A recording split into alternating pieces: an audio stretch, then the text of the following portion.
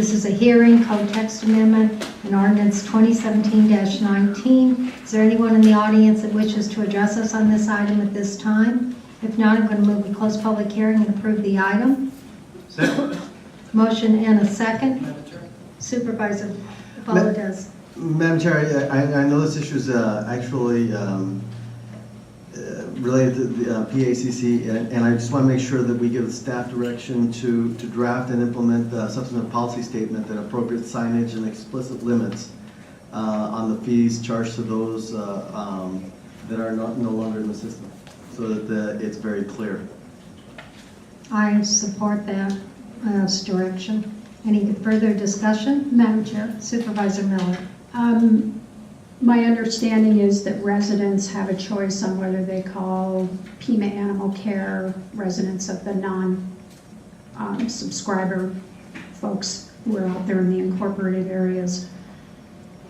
They're going to be calling in if they request that Pima County pick up an animal in their area. How does it work in terms of, are they informed at the time who's going to be paying this? Is it the resident themselves, or is it going to be billed to Sarita? Dr. Garcia. Madam Chair, Supervisor Miller. So so typically how this will proceed is when we are made aware of a situation where a non-participating jurisdiction resident is looking for services, that call will be redirected back to either the town of Marana or the town of Sahuarita. We've also developed jointly with Humane Society and with both of these towns FAQs that are consistent, that direct people to do so. In some rare instances, people may show up at our facility requesting a service, dropping off a stray dog. At that time, if that individual is coming from a non-participating jurisdiction, they will be informed of the fee that is associated with that, and they will then have the opportunity to elect to either seek that service there at our facility, or to go to their town's designated agent, in this case the Humane Society of Arizona. For enforcement purposes, which I think is where you're getting to, again, those calls are going to be rerouted directly to both the town of Marana and to the town of Sahuarita, because we are interested in making sure that people do not have any bad outcomes as a result of this. Okay, so they're going to, if they bring an animal, for example, into Pima Animal Care Center to turn it in, you're going to contact the town of Marana or town of Sarita, and then the call will be made at that point. It won't be up to the individual citizen, and if they decide to turn it in right there, is it the citizen that pays, or are you going to be billing back the town of Marana or Sarita?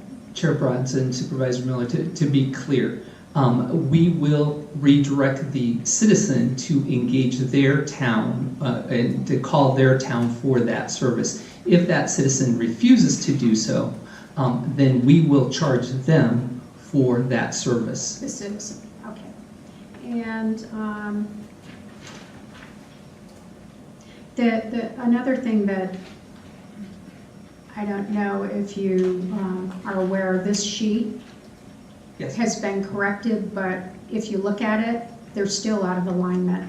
I just wanted you to know that was, because as I was going down through reviewing them, they don't line up. They're different line items on the left column as they are from the right. So, Chair Bronson, Supervisor Miller, so what I was asked to do was to compare how they're listed in the existing ordinance to how they will be listed in the new ordinance.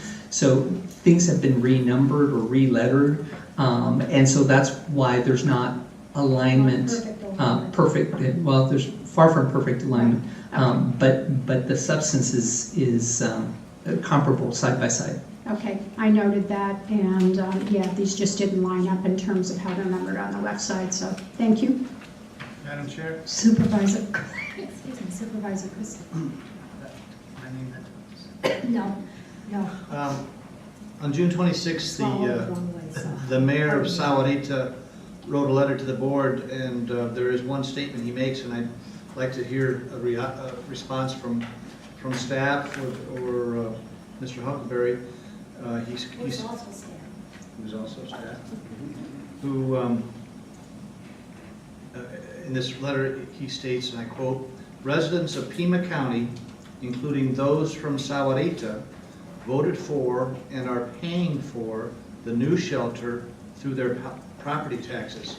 In other words, stating that these fees are burdensome and should not be applied because the funding for the facility has already been paid for by the citizens of Sahuarita and other jurisdictions through their property taxes.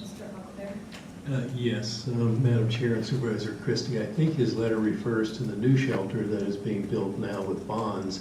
And yes, their citizens will pay, as everyone else does, on the secondary property tax, the debt service with regard to that new facility. And we have always said in that the intergovernmental agreements on animal care are voluntary associations, and so those who wish to participate can, and those who do not don't. And part of the consequences of not participating is they don't receive those benefits, even though as a voter of Pima County, they will pay that debt service. We have suggested that they might want to reconsider their position, and we would gladly welcome them back into the voluntary association of jurisdictions.